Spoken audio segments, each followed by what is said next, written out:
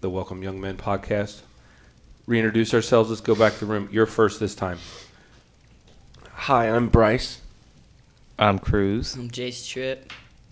I'm Troy. I'm AJ. Lean in on it, Troy, so we can hear you. We're all right. I'm Troy. Troy's a guest with us today. I'm AJ. No, I'm Kenny. And I'm Alex. We're going to try to do Proverbs Chapter 2. But before we jump into it, let's go back around the room. Does anybody have anything to report from the week? Did we do anything exciting or noteworthy or something fun? Jace, you look like you have something. Volleyball practice started. Volleyball practice started for you. Who are you playing for? Hillsborough. All right. Cruz, what do you got coming up this week? I got the Wizard of Oz. The Wizard of Oz move-in is today. Cruz, what's your part in the Wizard of Oz? I'm the Tin Man. The Tin Man. Bryson, can you beat the Wizard of Oz? Did I beat the wizard? I got engagement pictures done over the weekend. Bored. Wow. With who? I had to pose. With Jace's sister? What do you think about that, Jace? The Glad I wasn't there. podcasting. I think it would have been awkward if you were there. Did you guys do any awkward photos? Or did you actually take it? You didn't do any like 1980s? That's stupid. None of those? That's cool. Maybe. What did Lydia make you wear for your engagement photos, Bryce? Khakis and a white shirt. And did you have to change or you one outfit the whole time? For the photos? Yeah. One outfit. One outfit the whole time. Did Lydia change? No. Okay. Kenny, can you beat engagement photos, volleyball, or the Wizard of Oz? Did you sell any shoes this week? Actually, I did. What's the coolest pair of shoes you sold? Nothing really. Nothing cool? No, people come in and buy weird stuff. Weird stuff. AJ? I went to a couple play practices with Cruz. And what are you going to be in the play? I'm gonna be backstage moving props, and I'm controlling the dog. The remote control He's Toto. Toto. I'm controlling it. You're making the barks. No, I'm not. I'm gonna have a kid do that. Oh. Troy, you got anything interesting this week? Lean him in there. I didn't do anything interesting this week. Not at all. All I did this week was probably go to the pool. The pool. Well, that's better than I got. I'm assuming it was an indoor pool, correct? All right. I could definitely get behind that. An outdoor pool, I know it was a few nice days, but it'd be a little early for an outdoor pool, right, This boys? week, maybe. This week, maybe a couple days, we could pull it off. And do I have anything interesting from this week, Angie? We have a basketball tournament on Sunday. Basketball tournament wrapped up after the last podcast, and we took fourth place in the league. It was a heartbreaker in overtime. We lost by 1 point, all the while missing 14 free throws and about 35 shots. So fourth grade girls basketball reached its climax for the season. We're going to hit the off season and come back better. Let's get our Bibles out, and we are going to look at the book of Proverbs, chapter number 2. As a quick reminder, Cruz, who wrote the book of Proverbs? Oh, I know. ooh, you think you know? Solomon. Solomon. He used his Bible. Way to go. Solomon wrote the book of Proverbs. Who was Solomon's daddy, AJ? Shoot. Oh. Isaiah. What? Wrong. No. That was. What? I knew that wasn't. The guy with the rock and the David. sling. It was David, yes. Dang. Solomon was a king, right? All right. Let's hit the book of Proverbs. Kenny, you're gonna get us rolling. We'll have all of our regulars read 3 verses each. And then again, the idea, chapter 2.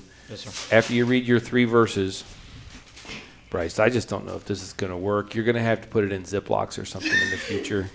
Plastic, these hard wrappers just ain't cutting the mustard. So we're going to get through the whole book, or the whole chapter 2, and then at least it's a soft cookie and not a crunchy cookie. Good for you. That would be atrocious. After we read chapter 2, we're each going to pick a verse that we think is interesting or applies to us. Before we get started, though, I do want to commend you boys, and young men, rather. Last week, I think our podcast went very good. I actually uploaded it to YouTube, I don't know, that Monday or something. And not that we weren't necessarily doing this thinking that we would have huge numbers of people see it, but That's around 100 views. Your mom liked it. So I'll give you a for instance. My cousin Catherine lives in Nashville, and I shared it on my Facebook page. She watched it and took the time to send me a text message saying how impressed she was that you fellas took the time to participate in it and give and good conversation and feedback. So kudos to you guys. Like I said, you're not complete morons, just mostly morons. Shaw liked it too. Chip Shaw liked it. Yeah. You tell Chip Shaw that I sent him the text, but he didn't reply. So I have no idea if he actually watched it. He watched He it. all he had to send was "thank you." He's one of those, I guess. He also said to say so hi to you. He did get the text. So he'd rather read a text, my text, too. and tell you to send me a message. All right, Kenny. He's an old soul. Chapter 2, verse 1. All the regulars are going to read 3 verses. So start us off, Kenny. My son, if thou wilt receive my words and hide my commandments with thee, so that thou incline thine ear unto wisdom and apply thine heart to understanding. Yeah, if thou criest after knowledge and liftest up thy voice for understanding. If thou seekest her as sober and searchest for her as for hid treasures, then shalt thou understand the fear of the Lord and find knowledge of God. For the Lord giveth wisdom, out of his mouth cometh knowledge and understanding. He layeth up sound wisdom for the righteous. He is a buckler to them that walk uprightly. He keepeth the paths of judgment and preserveth the way of his saints. Then shalt thou understand righteousness and judgment and equity, yea, every good path. When wisdom entereth into thine heart, and knowledge is pleasant unto thy soul, discretion shall preserve thee, understanding shall keep thee, to deliver thee from the way of evil man, from the man who speaketh forward things. Who leave the paths of uprightness to walk in the ways of darkness, who rejoice to do evil and delight in the forwardness of the wicked, whose ways are crooked, and they forward in their paths. To deliver thee from the strange woman, even from the stranger which flattereth with her words, which forsaketh the guide of her youth, and forgetteth the covenant of her God. For her house inclineth unto death, and her paths unto the dead. It was 18, right? You're in 19. Okay. None that go unto her return again, neither take they hold of the paths of life, that thou mayest walk in the way of good men and keep the paths righteous. For the upright shall dwell in the land, and the perfect shall remain in it. EJ, last verse. But the wicked shall be cut off from the earth, and the transgressors shall be rooted out of it. All right, that's all of chapter 2. Only 22 verses this time. Did anybody, well, number one, were you able to read this during the week? Jace, since you shook your head, I'll give you the first crack at it. Did you have a verse that you wanted to pick out?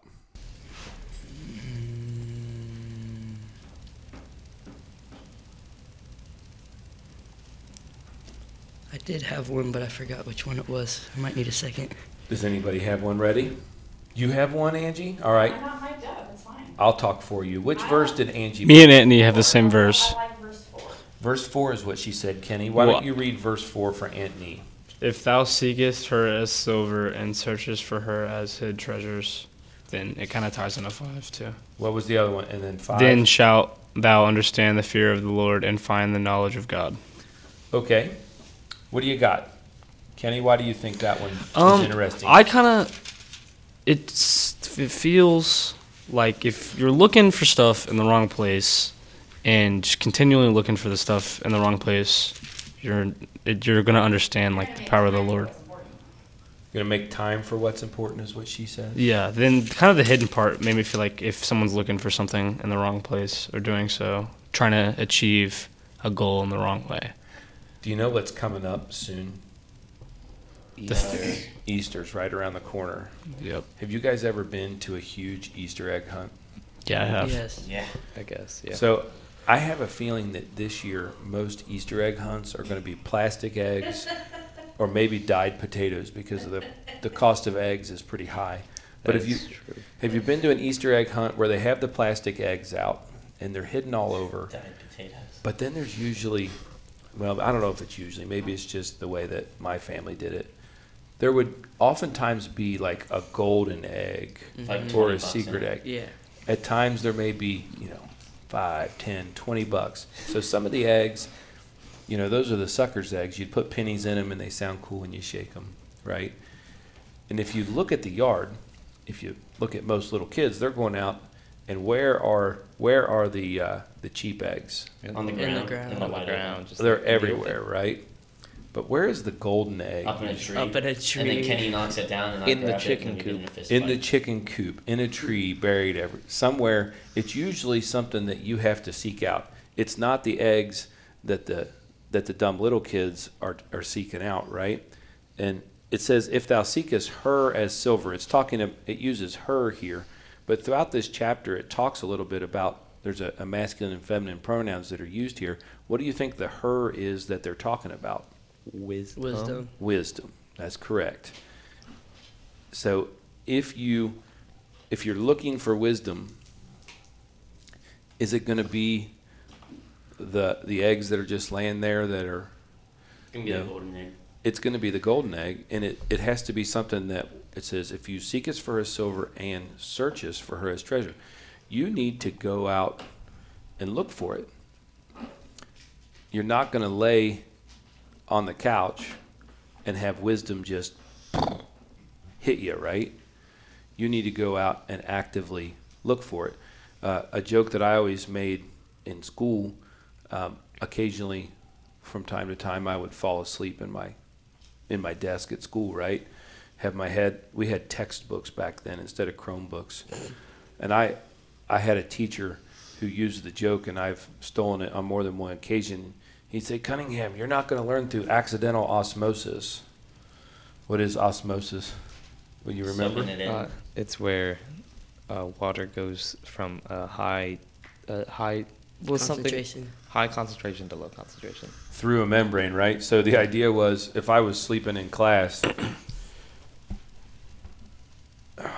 am I downloading wisdom right now through I wish that's how it worked. through the process of osmosis? That's how Chuck Norris does it. Is this how Chuck Norris gets it? I'm downloading the Bible right now. It's not like your cell phone near field transactions. What do you have to do to go get it? You gotta Seek it out. read. You got to seek it out, like treasure. And then, Kenny, you picked your second one. Thou shalt understand the fear of the Lord and find the knowledge of God. So we are given, we've seen pirate movies, right? You guys used to love to watch Jake and the Neverland Pirates when you were little. You guys, Bryceton, was Jake and the Neverland Pirates on the Disney Channel when you were little? Mm-mm. That I was don't a real remember thing. it. Kenny, you remember Jake and the Neverland Pirates, right? Troy, did you ever watch that one as a kiddo? It probably was off before you were old enough. No. No? So in Jake and the Neverland Pirates, there would usually be some sort of a treasure map. Did they find it? Yeah. Yes, because it was a little kid's show, and the kids would have cried if they hadn't, right? So wisdom does need to be sought out. We need to seek wisdom, but God's not going to make it impossible for you. If you seek out wisdom, He will deliver it to you. All right, so that was Kenny and Aunt Nee off camera. Aunt Nee, who's next? Oh, I get to pick? You get to pick. If you're the first one, you get to pick who's next. Brice. Brice, you're up. What verse are we in, Brice? The Book of Lydia. Verse 7. Verse 7 is where Brice goes. All right, read it again for us. He layeth up sound wisdom for the righteous. He is a buckler to them that walk upright. All right, why did you pick verse 7, Brice? Because it sounded cool. No, It does sound cool. if you're following him and seeking his wisdom, then he is there to help you out and save you and show you that wisdom. Do you know what I think of when do you guys know what a buckler is? Is it like a I was just Like about to a- ask that. A belt, right? Is it like a No. Indiana It's someone who Jones. takes belts off and hits you with a buckle. It's not someone who makes belt buckles. So I'm shooting Is it off like a fastener? No, I'm shooting off the hip here, but if I recall correctly, The buckler was the person who carries the shield. Like in war. This says, Like according a- to Google, you want the definition? All right, give it to us. It's a small, typically round shield held in the hand with a central handle behind. It's a kind of He shield. protects him. So it's a protection. The buckler was the person who was responsible for carrying that portion of the armor. Oftentimes, if someone was going to battle, they may have a javelin and a sword, and they would have a buckler there with them to help with their shield. So think of this buckler as protection. And then I looked at it, and he said, he layeth up sound wisdom for the righteous. Let's think in construction terms. It's not like a layup in basketball. I'm thinking, what trade in construction do you guys think of where they layeth up something? They lay up something. Building concrete. houses. Trusses. You do lay concrete, but you don't usually lay it up. Houses. Okay. You lay it Too loud. down. Shingles. What trade? Shingles. You lay shingles. What Look at about this. a framework? Look at the walls here, boys. What are they made of? Drywaller people. No, not drywallers. The masonry units. Oh, the masons. Randy Krause in this church is a brick mason. He lays block.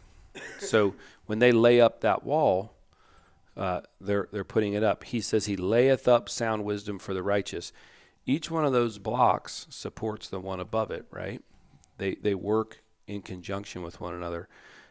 If you were under a tornado threat, are you better off? Think of the three little pigs. You want the house of brick. You want the house of brick, Kenny? That's absolutely right. I want the Why? sticks. Why do we want the brick house? Because the other two would fall. Because it won't fall down. Sturdier. They're sturdy. Title. House you- of brick. If you go to Florida, most of those houses are block. They don't even use wood for the walls anymore because they need to withstand hurricanes. So he layeth up sound wisdom for the righteous. He's a buckler to them. Wisdom, think here, let's think protection. Wisdom can become like your storm shelter. You're insulated from it. If you're living in a brick house that's firm and sturdy, are you as concerned about a storm? Then we camp at the fair, right? So our camper is pretty big. It's 40 feet long. It's a large camper. And we've been at the fair for a couple pretty good storms. Do you sleep as well? No, because that thing rocks. It When you feels like feel you're the gonna wind fall. moving your camper, I almost fell out of bed one time. yeah, you don't sleep as great when the wind makes your house move, No. right? But if you're sleeping in a house that's made of masonry and you have a shield for a door, And then you can hear the rain. It yeah, helps. you sleep pretty good. You get that nap, right? So wisdom is almost like a storm shelter in that when you apply wisdom to your life, you're insulated, you're protected from a lot of the garbage that takes place. All right, Brice, you did verse 7. Who's next? You've got Cruz, Jace, AJ. Who's Brice stole mine. up? Well, you should have volunteered to go first or had yours actually ready to go, Jace. I gave you first crack and you failed. We'll do AJ. AJ's up next. Where you at, AJ?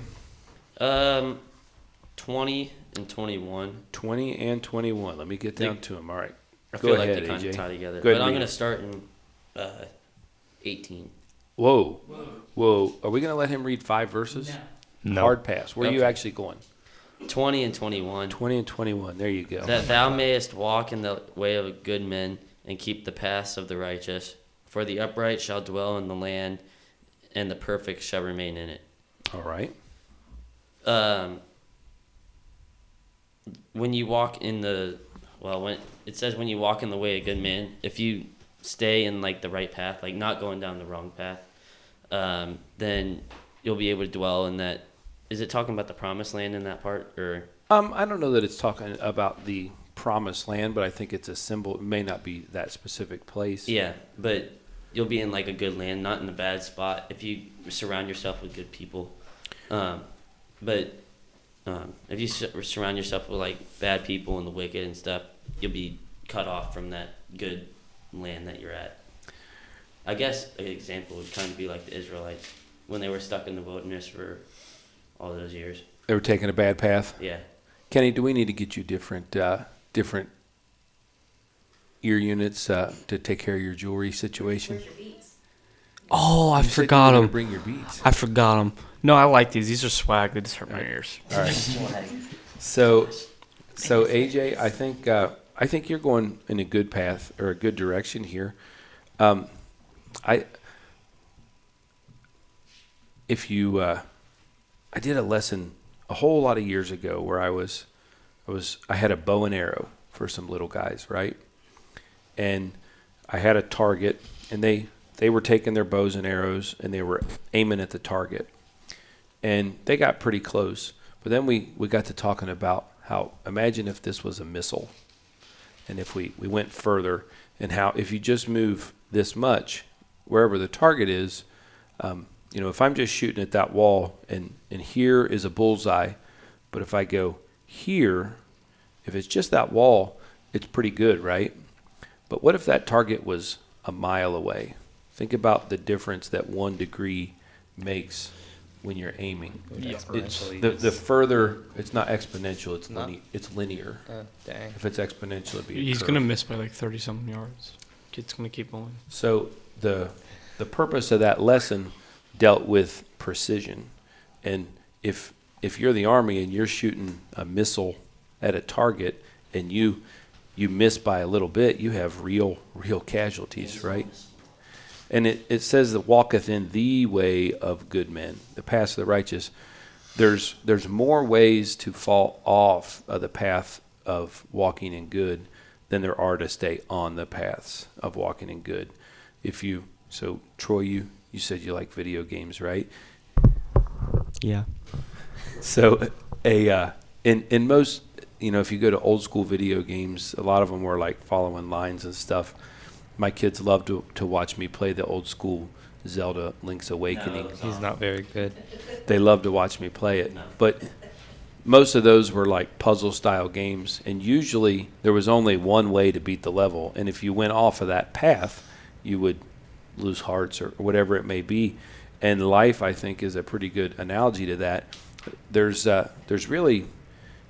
God's way, and then there's everything else, but that usually is a much narrower path. So it's critical that we keep the path of the righteous, because if you do so, you'll go save Princess Peach. You'll make it to where you belong. So whose was that one? That was totally different things. Princess Peach, Zelda. They all tie Yeah. together. They're in Cruz, Mario your Kart. turn. Cruz, you're up. Where you at? 22. What? 22. Go ahead. But the wicked shall be cut off from the earth, and the transgressors shall be rooted out of it. The wicked shall be cut off from the earth. The transgressors rooted out of it. Why did you pick this one? There was words that I understood. Okay. Well, let's go a little deeper. I thought that bad people are gonna get oh, I lost my spot. I thought bad people are gonna get in trouble, and they will be punished somehow. So, oftentimes we look at bad people doing bad things, and sometimes it seems like they're rewarded for doing bad things.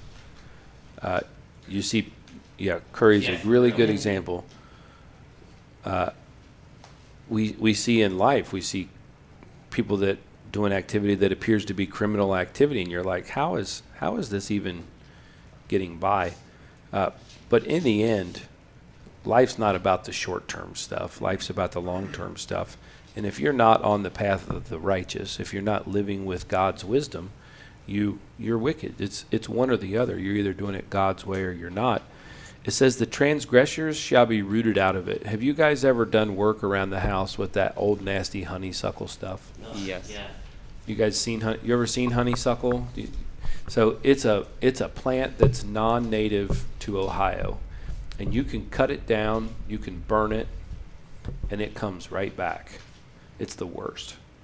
If you don't dig it up. So my dad hates honeysuckle, and he started this whole thing where he'll take 2 different kinds of pesticides and mix it with gasoline, and he'll cut them down, and then he takes all this garbage and paints it all over the stems and basically poisons the soil, Honeysuckle genocide. and it still comes back.